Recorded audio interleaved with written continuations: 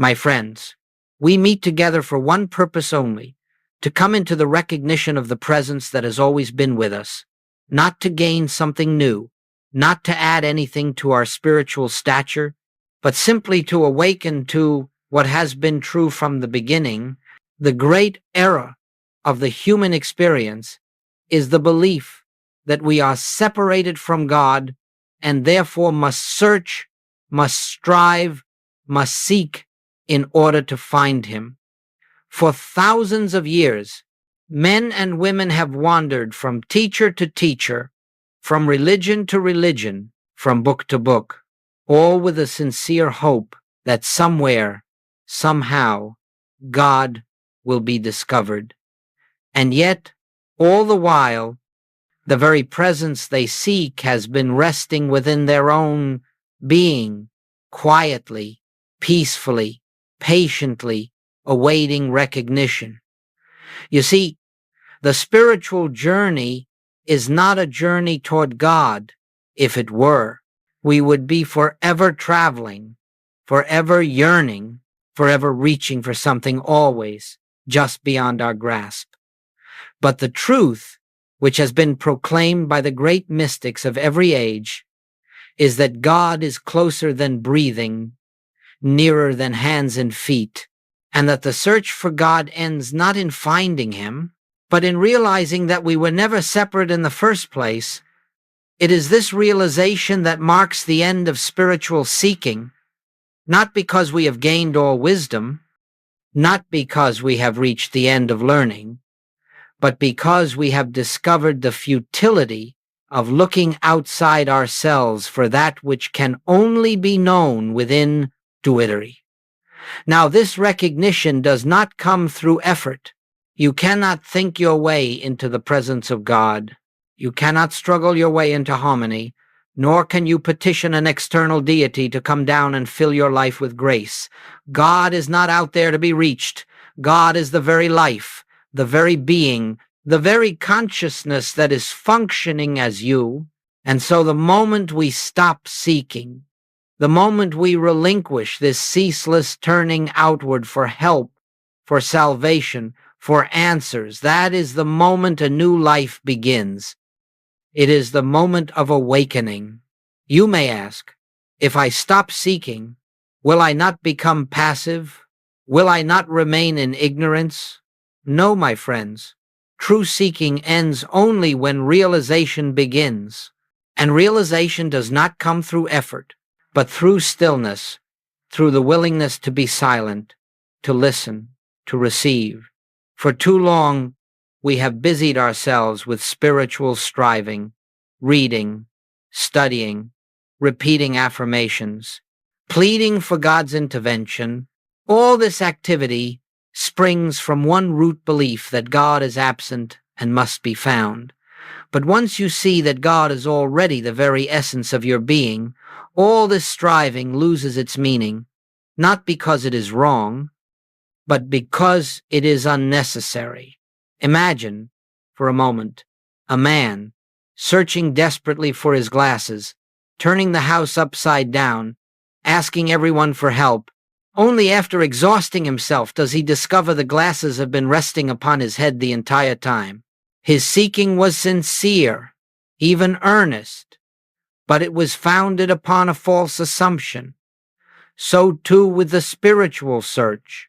When we begin to understand that the kingdom of God is within us, within our own consciousness, then the desire to beg or to seek collapses. What remains is a quiet expectancy, a gentle turning inward, and a willingness to let the presence reveal itself.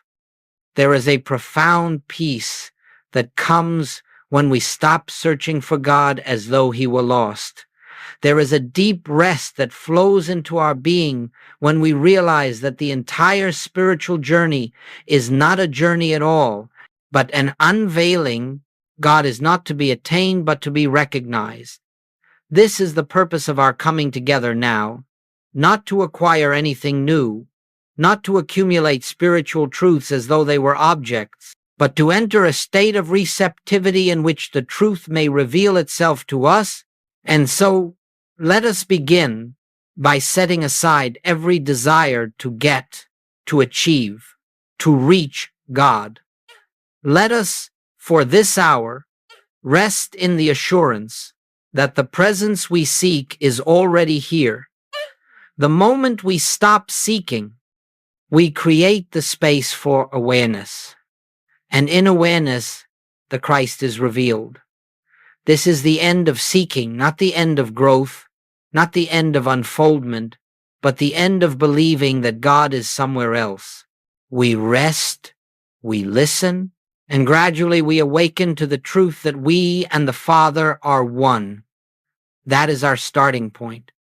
And from here, the entire path unfolds in grace. My friends, as we continue in this contemplation, let us look together at the central misunderstanding that has burdened humanity for centuries.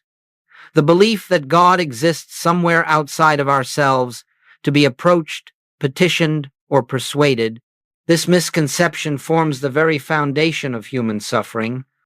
For the instant we conceive of God as external, we also conceive of ourselves as separated from that which is our life, our light, our being. From that false sense of separation arises fear, loneliness, insecurity, and the endless striving for what we believe we lack. Observe how instinctively the human mind reaches outward. It imagines a God in the sky, a God in a temple, a God in a book, a God in a distant heaven. And so the individual bows, prays, implores always to a presence believed to be elsewhere. Century after century, humanity has worn itself thin with this outward effort, not realizing that the very act of reaching outward denies the truth of God's omnipresence. For if God be omnipresent, where is there to go to find God? If God fills all space, what space is left in which God is absent? And if God is the very life of you, then what distance exists between you and that which is your very breath? No one can find God outside himself, because there is no outside himself in which God exists. There is only one infinite presence, one infinite life, one infinite consciousness expressing itself as individual being. The moment we accept a God external to ourselves, we erect a barrier in consciousness that does not exist in reality. And it is this imagined barrier that becomes the source of all seeking, all pleading, all spiritual frustration. Understand this well. No one is separate from God. Separation exists only as a belief, not as a fact. The belief may be strong, it may be long held, it may be supported by centuries of tradition, but it remains a belief, and no belief has power to alter the nature of truth. The truth is that God expresses itself as your very being. The life you are living is not a life apart from God. It is God appearing as individual life. The consciousness you call mine is, in its essence, the consciousness of the One. When you look out upon this world, it is the infinite eye that sees. When you breathe, it is the breath of the Spirit. When you live, it is the activity of God expressing as your existence. But the moment we imagine a God apart from us, we begin to fear, for now there seems to be a self greater than us that might withhold good or punish wrongdoing. We begin to plead because we imagine that this separate God possesses something we lack. We begin to struggle, convinced that spiritual attainment depends on reaching a distant divinity. All of this arises from one mistaken notion: God is elsewhere. Let us now examine the effect this belief has on prayer. When you believe God is outside, prayer becomes petition. It becomes God, give me. God, help me. God, come to me. But who is this God to whom you pray? If he is external, then you are separate. And if you are separate, you are incomplete. And if you are incomplete, then no amount of prayer will convince an external power to complete you. But when you begin to perceive that God is the very substance of your being, prayer changes. It ceases to be an act of reaching and becomes an act of resting. You are no longer asking something to enter your life. You are recognizing the presence that has never left. You no longer fear what life may bring. Because you realize life is the activity of God, you no longer search for answers outside, for the answer is within your own consciousness, revealed in quietness. The great barrier between you and God has never existed in truth. It exists only in belief. Remove the belief, and the present stands revealed. It is like a man who stands before the ocean and believes he is separate from its depth. He fills a cup with water and calls that cup me, and the ocean God. He prays to the ocean to fill the cup, to protect it, to sustain it. Yet all the while, the water in the cup is the ocean in miniature. It is not separate in substance. It is only separate in form, and even that separation is temporary. When the cup breaks, the water returns to its source and is recognized for what it always was. So with us, we are not separate beings trying to reach God. We are the infinite appearing as individual form, and when the belief in separation dissolves, we find that the presence we sought has always been our own identity. This is the great misconception humanity must outgrow. Not that God is loving or powerful, that much is known, but that God is external, distant, apart. For when that misconception is corrected, we rest in a peace never known before. We cease striving, we cease seeking, we cease fearing. We become still, and in that stillness we discover the secret. God is the life that I am. God is the being that I am. God is the consciousness through which I see, hear, and live. When this recognition dawns, the spiritual journey changes entirely. It becomes an inner unveiling rather than an outward search.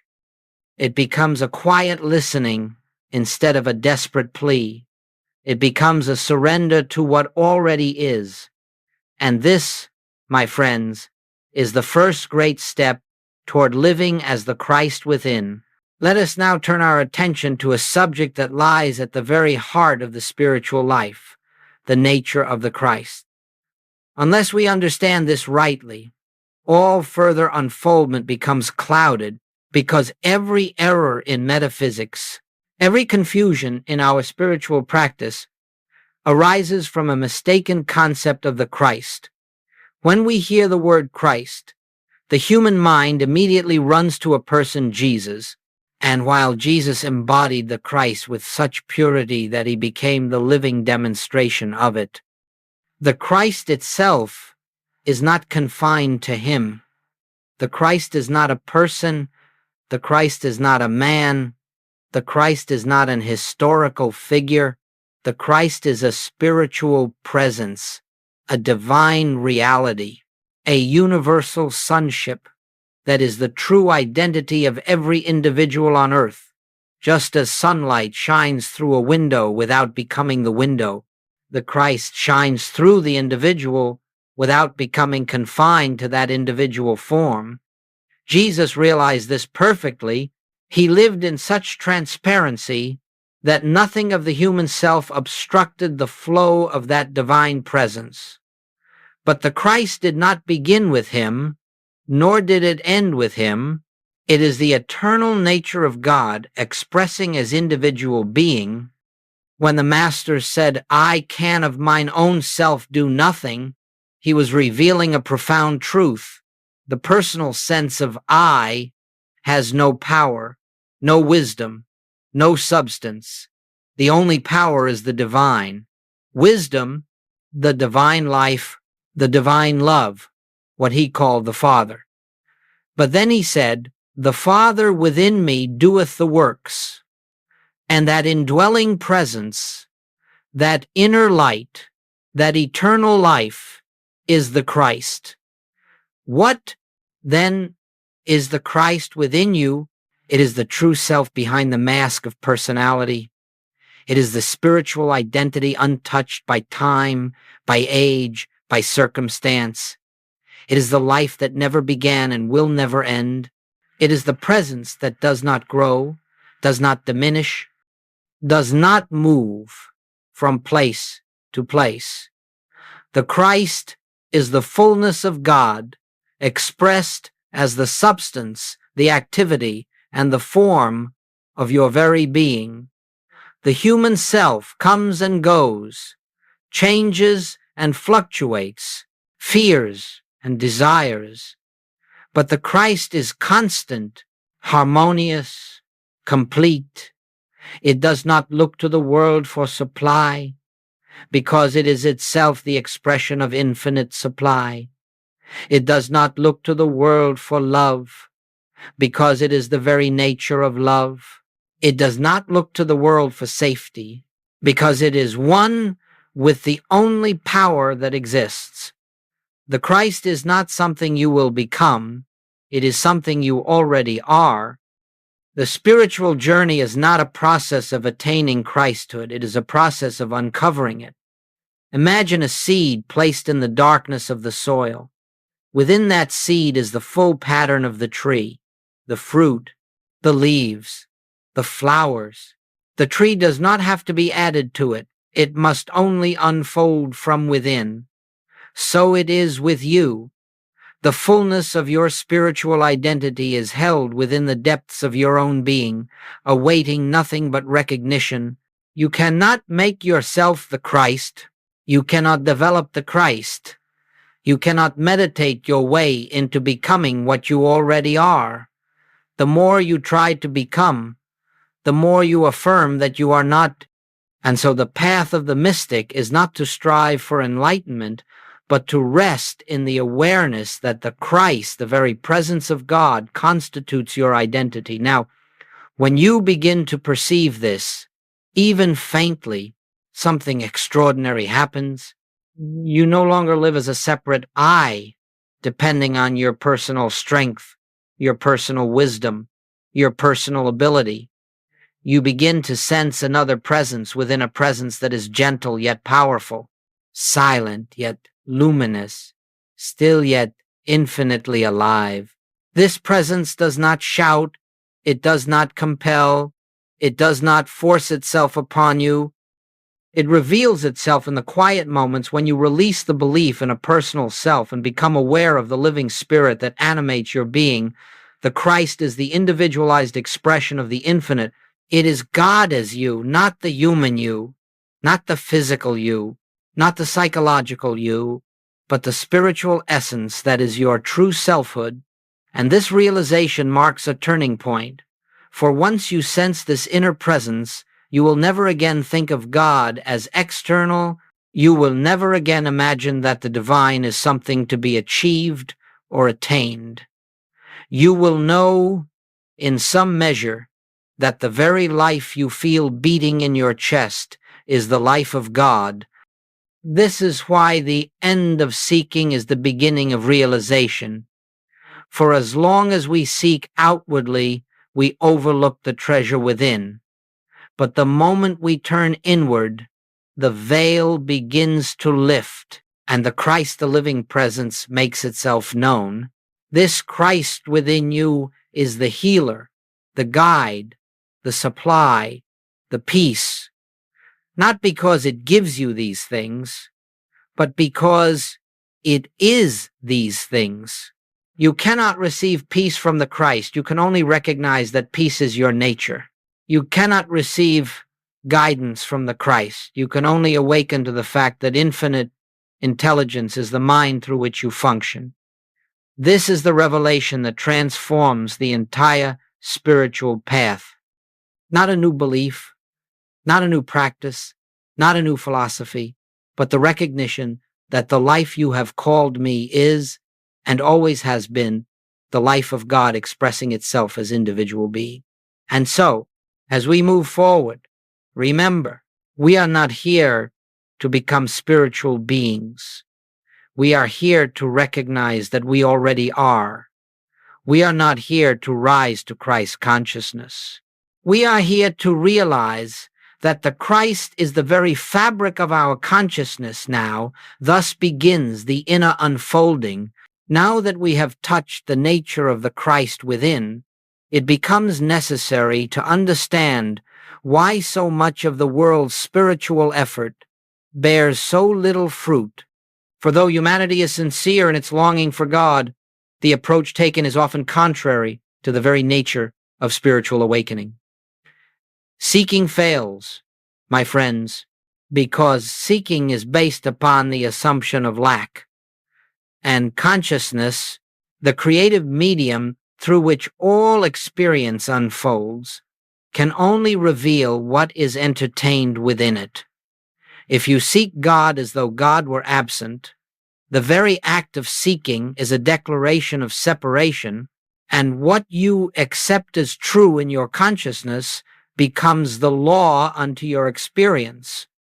This is why the Master said, "Resist not evil." He was not instructing passivity or moral indifference. He was revealing a spiritual law. Resistance strengthens that which you resist, just as seeking reinforces that which you believe you lack. Seeking God is, in effect, resisting the truth that God is already the substance of your being. No one can find God through effort. No one can reach God through striving. The more you strain to touch infinity, the more you confirm your belief in finitude. We must come to understand that God is not a prize to be gained, nor a distant power to be captivated by human desire. God is omnipresence. If there were any place where God is not, even for a moment, God would not be infinite. And if God is infinite, then God must be the very essence of your own being. Seeking fails because it attempts to travel from where you are to where you already are. It attempts to bring God to a place where God already is. It attempts to attain a presence that was never absent. But the human mind cannot grasp this, because the human mind is conditioned to believe in cause and effect, in movement, in effort, in acquisition. It imagines that spiritual attainment must follow the same pattern as material attainment, but spiritual realization is not the result of human endeavor. It is the fruit of spiritual receptivity. And spiritual receptivity is born of non-resistance. Non-resistance does not mean apathy or indifference. It means the cessation of struggle, the quiet, surrendered recognition that the infinite cannot be approached through personal will. It means letting go of the belief that we must bring God into our experience through mental effort, emotional intensity, or spiritual technique. When we surrender the urge to get, to reach, to make something happen, we create the inner atmosphere in which the presence reveals itself. This is why the mystic sits in silence, not to achieve something, not to accumulate spiritual merit, not even to improve his condition, but simply to be still. In stillness, the personal sense of I relaxes, and the true I, the Christ, comes forward. In stillness, the mind becomes a transparent instrument through which spiritual intuition may flow. Seeking fails because it is noisy, it is restless, it is anxious. It is an activity of the mind insisting that it must do something to realize God, but God is not realized through the activity of the mind. God is realized through the silence behind the mind. Let me say this as gently and clearly as possible. You cannot bring God into your experience. You can only remove the mental resistance that obscures the God that is already present. Imagine the ocean. If you thrash about in the water, attempting to capture its calmness, you disturb its stillness. But if you become quiet, the waters settle of their own nature. So it is with the presence of God. The more we strive, the more we agitate the inner waters of consciousness, the more we resist, the more turbulent the mind becomes. But when we stop trying to achieve, the waters clear, and the reflection of the infinite becomes visible. Seeking reinforces separation. Non-resistance reveals unity. Once this principle is understood, we no longer attempt to pray ourselves into harmony. We no longer attempt to affirm ourselves into abundance. We no longer attempt to meditate ourselves into illumination. Instead, we rest in the assurance that harmony, abundance, and illumination are inherent in the presence that indwells us. This is not a passive state. It is a profoundly alert, receptive stillness, a listening attitude. In this non-resistant openness, the presence moves of its own accord. It reveals itself, unfolds, expresses, performs that which we could never accomplish through personal effort.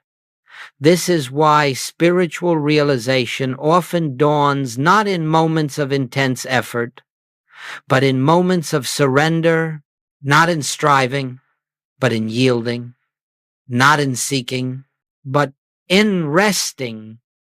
For the presence of God is not something to be found, it is something to be unveiled. And the unveiling takes place only when the mind ceases its attempts to manipulate, control, or attain. When the impulse to seek subsides, a new life begins. The life of receptivity, the life of inner stillness, the life of awareness. This is the doorway through which the Christ shines forth. Let us now turn to what is perhaps the most sacred aspect of our work, the silence.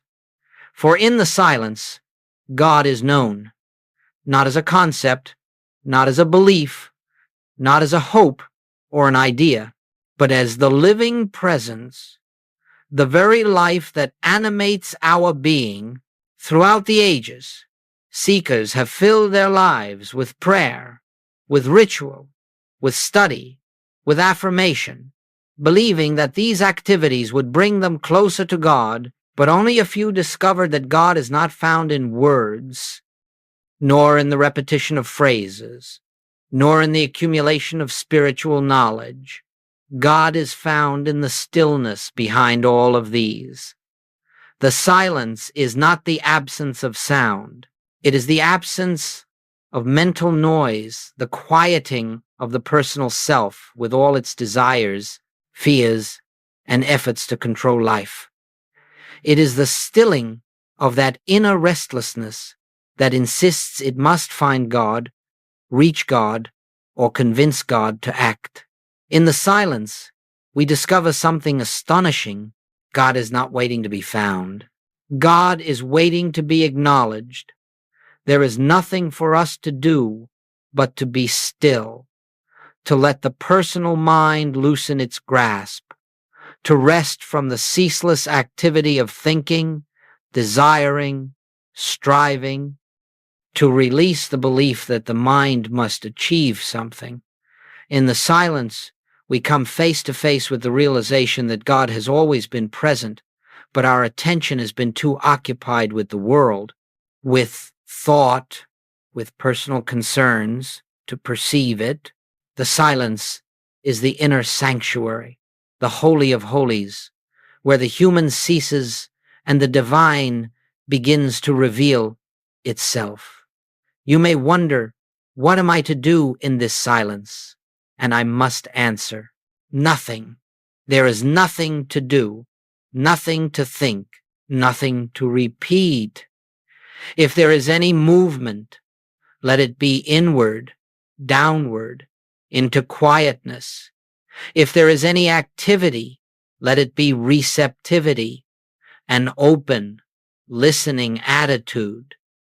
True meditation, as we speak of it in this work, is not an act of the mind. It is the suspension of the mind. It is the gentle sinking into awareness, into the felt sense of presence, without the intrusion of thought. You do not reach God through effort. You recognize God in the space created by surrender. Think of the ocean once more. If the surface is stirred by wind or storm, it cannot reflect the sky. But when the waters grow still, the infinite heavens are mirrored perfectly. So it is with your consciousness. When stirred by fear, desire, or effort, it cannot reflect the divine. But when it becomes still, the presence shines through. The silence is the condition necessary for revelation. In silence, you become aware of a presence, not your own gentle, loving, infinite. It is not separate from you. It is the truth of your being, but it reveals itself only when the human sense of I becomes quiet. In the silence, you may feel a warmth, a peace, a subtle expansion. You may feel nothing at all, but whether you feel it or not, the work is being done. The inner atmosphere is changing. The veils are thinning. The false sense of separation is dissolving. Do not look for sensations. Do not look for signs. Do not look for proof. These belong to the realm of the mind.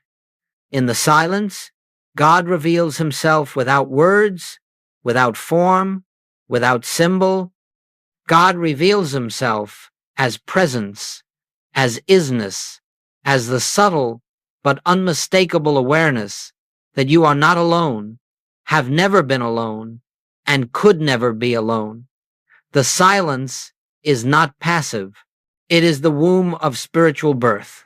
It is in the silence that the Christ takes form in consciousness.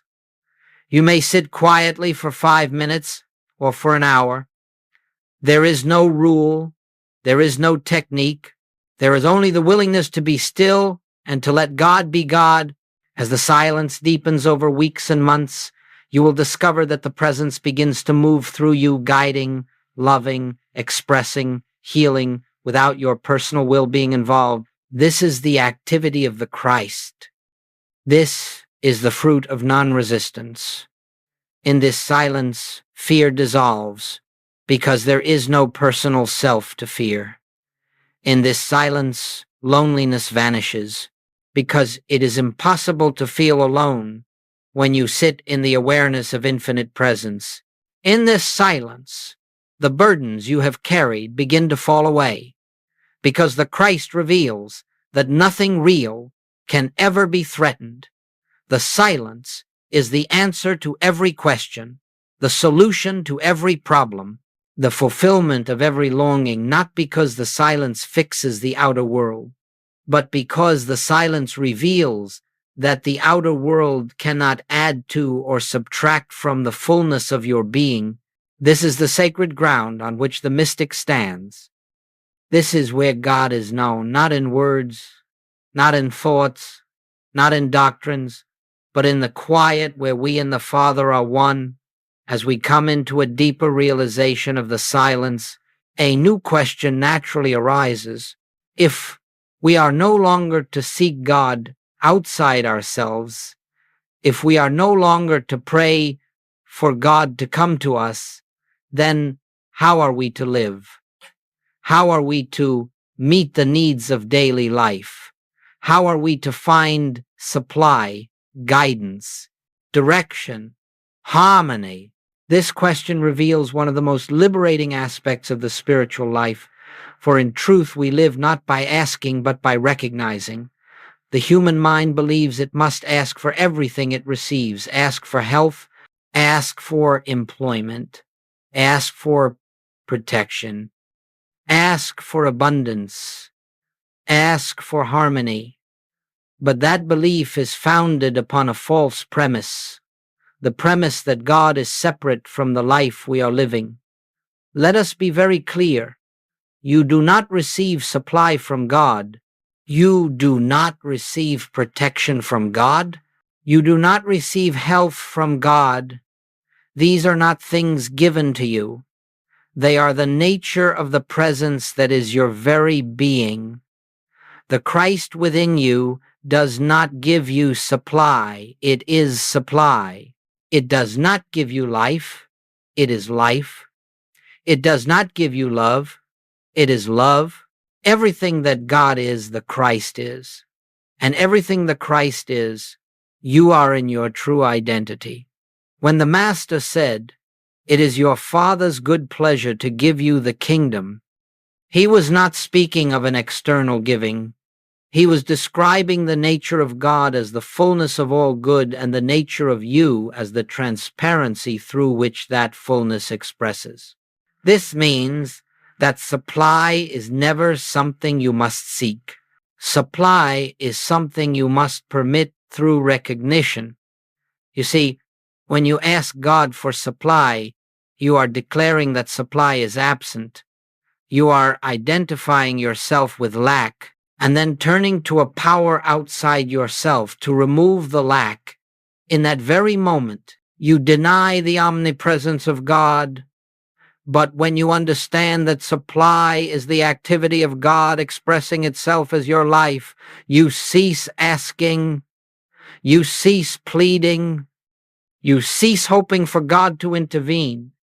Instead, you rest in the realization that the fullness of divine abundance is already present, awaiting only your recognition. You do not ask it unfold. You do not demand it reveals. You do not struggle it expresses. Let us consider the lilies of the field. They toil not, neither do they spin. They do not ask God to grow them. They do not pray for sunlight nor bargain for water. Their supply is included in their being, and so is yours. To live without asking is not arrogance, it is the highest humility, for it is the surrender of the personal sense of self, the recognition that I of mine own self can do nothing, and the quiet knowing that God is the very essence of your being is forever doing all that needs to be done. You do not need to ask for supply, because you are living as the instrument through which infinite supply flows. You do not need to ask for security because the life that you are is eternal and cannot be threatened. You do not need to ask for harmony because God cannot be in conflict with himself. Whatever appears in your outward experience is but the shadow of your inner awareness. When you live from the recognition that the Christ is your source and substance, harmony appears without effort. Opportunities unfold naturally. Relationships become gentle. Challenges resolve themselves without the strain of human will. But notice this, none of this occurs because you have asked. It occurs because you have recognized. Living without asking requires a great shift in consciousness. It requires trusting the invisible. It requires resting in the truth that God is not a giver of things, but the very essence of all that is. You are not seeking supply, you are revealing it. You are not seeking answers, you are hearing them. You are not seeking harmony, you are allowing it to express. The Christ within you is infinite intelligence. It knows where you should be. It knows what you should do. It knows how your life is to unfold. You cannot improve upon the divine plan for your life, nor can you hasten it through personal desire. All you can do, and all you need to do, is become still and receptive enough to let the plan unfold through you. When you stop asking and begin recognizing, the inner light takes over. It guides, provides, supports, protects, and fulfills, not by responding to your requests, but by expressing its own nature. You are not the author of your life. You are the transparency through which life is expressing itself. And so let us put aside the habit of asking, begging, or pleading. Let us rest in the quiet, knowing that the fullness of God is the fullness of our being. As we live from this realization, we enter a state of effortless harmony, the state the Hebrews called manna, the state Jesus called the kingdom, the state we in this work call simply grace. Grace needs no asking. Grace needs only recognition. As our understanding deepens, something subtle yet profound begins to take place within our consciousness. We discover that life is no longer lived from the standpoint of a personal self striving to achieve, to attain, to control. Instead, life becomes an unfoldment, a revealing of that which has always been present but unnoticed.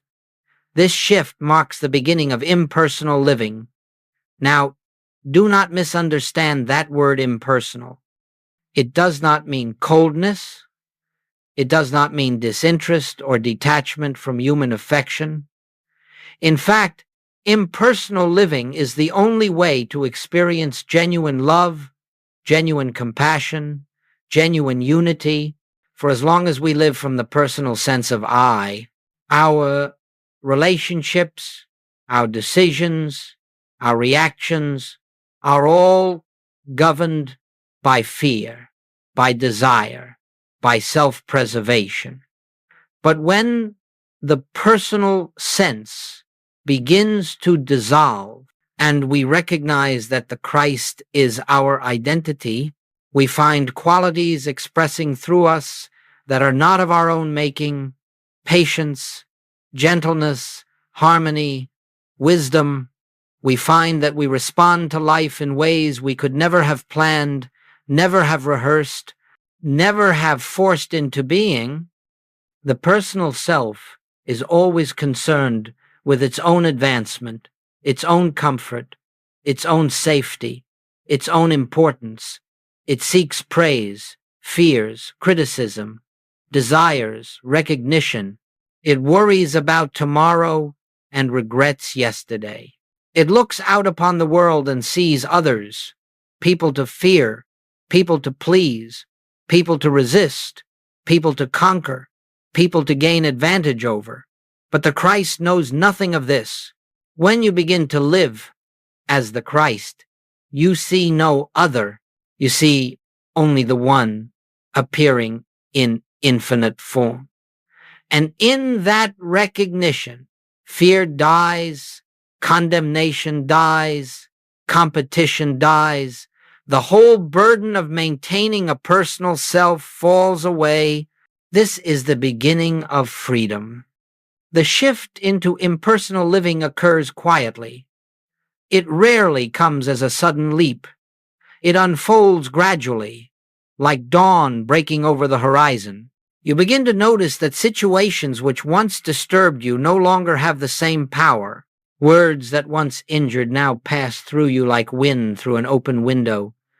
You feel a growing spaciousness within a silence that does not react, a presence that simply is. You realize that you are no longer making decisions out of personal desire.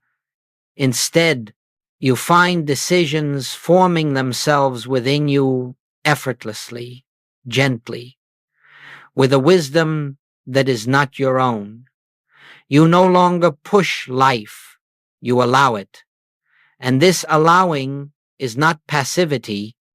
It is the recognition that the Infinite One is living its life as you. It is the surrender of personal will to divine will, not in the sense of obedience to an outside authority, but in the sense of yielding to the deeper wisdom of your own being. The personal self believes it must plan every detail, must anticipate every challenge, must protect itself from every threat. But the Christ within knows that the Father within doeth the work. The Christ knows that your safety, your supply, your direction, your fulfillment are not matters to be achieved through human effort. They are the natural expression of God being God. You are not responsible for living your life. You are responsible only for recognizing that. Life, capital L, is living itself through you. This is impersonal living. In this state of consciousness, you do not judge others because you no longer see them through the lens of personality. You see them as the same infinite presence, expressing differently. You do not resent others because there is no self left to resent on behalf of. You do not fear for the future because you know that the future is unfolding from within the one. Life that you are, this shift brings a great peace, for the burden of me is heavy. When the sense of me begins to fade, life becomes lighter. You find yourself reacting less, listening more. You find yourself speaking less, sensing more. You find yourself desiring less, receiving more. No one can force this shift. No one can manufacture it. It comes when the personal sense of identity is gently surrendered in the silence of recognition. It comes when we cease living from the mind and begin living from the heart of being. It comes when we let go of our insistence on being the doer and become the instrument through which the presence flows. There is an inner joy in impersonal living, a joy without cause, without reason, without object. It is simply the joy of being. It is the joy of God contemplating its own creation within you. As impersonal consciousness continues to unfold, you begin to understand the Master's words more clearly. I and the Father are one, not I, the human personality, not I, the physical form, but the I that is pure awareness, pure being, pure presence. And when that I becomes the center from which you live, everything changes, not dramatically, not outwardly, but inwardly, profoundly, silently. This is the shift into impersonal living. It is the doorway to peace, to harmony, to true spiritual freedom. As we move deeper into the spiritual life, we discover that illumination does not come through isolated moments of insight, nor through occasional glimpses of inner peace. Rather, it unfolds through what I call continual recognition, the gentle, repeated acknowledgement of truth throughout the day. This is not a practice in the human sense. It is not something you must remember to do. It is not a discipline imposed upon the mind. It is the natural turning of consciousness toward its source. Continual recognition means that in every circumstance, you quietly acknowledge the presence, not outwardly, not verbally, but inwardly, silently, as an ever-present background awareness. You do not say, God, come into this situation. Instead, you rest in the realization, God is already here. You do not ask, Father, guide me. Instead, you acknowledge, the Father within is already guiding. You do not pray, give me supply. You recognize, the fullness of supply is already expressing as my being. Continual recognition is not seeking, it is remembering. Remembering what is true, remembering what is present, remembering what is already functioning at the center of your being. It is like lifting a veil again and again every time the mind attempts to reassert its old habits of fear, desire, or control. There is no struggle in this lifting, no effort, only a gentle turning inward, like a flower turning toward the sunlight, in continual recognition. You are not trying to change anything.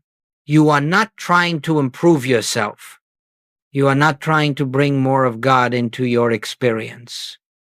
You are simply recognizing that God is the only presence, the only power, the only life there is. You are recognizing that the Christ is your identity. You are recognizing that the world of appearances has no power of its own. You are recognizing that harmony is the nature of being, whether visible or invisible. This recognition becomes the atmosphere in which you live. You may be walking, working, resting, speaking with a friend, performing some simple duty, yet underneath it all, there is a quiet awareness. I live not by my own life, but by the life that is God. I act not by personal power, but by the presence that moves in me. I am not separate from the infinite. I am the transparency through which it shines. This recognition is continual not because you force it to be, but because it becomes your natural way of seeing. You begin to notice that the fear which once rose instantly now slows, pauses, fades, for it cannot stand before this recognition. You notice that anger dissolves before it fully forms, because there is no personal self left to defend. You notice that confusion gives way to clarity without effort, because the inner light is always present, always shining. Continual recognition is not an activity of the mind, it is a state of consciousness. It is living from an inner center that does not fluctuate with circumstances. It is dwelling in a presence that does not come and go. It is abiding in the truth that God is the reality of all being. As this recognition becomes more constant, you will find that your outer life grows simpler, gentler, quieter, not because you have changed the outer world, but because you no longer interpret it through the lens of separation. You see everything, every person, every event, every appearance through the transparency of divine presence. A man may speak harshly to you, yet you feel no sting, for you recognize that the Christ is the true identity behind the appearance. A challenge may arise, yet you do not tense, for you recognize that the infinite is unfolding the solution even before the human mind can conceive it. A need may appear, yet you do not panic, for you recognize that supply is the expression of the very presence you are acknowledging. Continual recognition transforms experience, not by changing the world, but by revealing the world in its true light. It removes the sense of separation. It ends the illusion of personal struggle. It opens the way for grace to flow without obstruction. Continual recognition is the bridge from impersonal living into spiritual union. It is the state in which the presence becomes tangible, real, near not as an external deity, but as your very self. And as this recognition becomes steady and natural, you begin to understand what the mystics meant when they said, "In all thy ways acknowledge him," not as an act of will, but as the spontaneous awareness that there is only one, and that one is ever present, ever unfolding, ever complete. This is the way of continual recognition. This is the atmosphere in which the Christ lives. And this is the doorway through which you enter the peace that passeth understanding. And now, as we come to the close of this time together, let us rest in the awareness of all that has been revealed, not as new ideas, not as doctrines, not as concepts to be remembered or repeated, but as the gentle rediscovery of what has always been true. You are not a seeker on a journey toward God. You are the place where God is expressing himself as individual being. You are not a human mind striving for enlightenment. You are the light itself, temporarily hidden by the belief in separation. You are not a soul in need of rescue. You are the divine in unfoldment, infinite in nature, eternal in essence. When the Master said, "Ye are the light of the world," he was not speaking poetically. He was describing the truth of your identity. The Christ, the divine Son, the infinite presence, the very life of God lives as you, breathes as you, expresses as you. There is nothing to become. There is only something to recognize. Living from the Christ identity means living without fear, because you know that the eternal cannot be threatened. It means living without striving, because you know that the infinite needs no help in expressing itself. It means living without judgment, because you recognize the One appearing in many forms. It means living without lack, because the fullness of God is the substance of your being. This life of the Christ is not achieved, it is not earned, it is not the result of effort or discipline.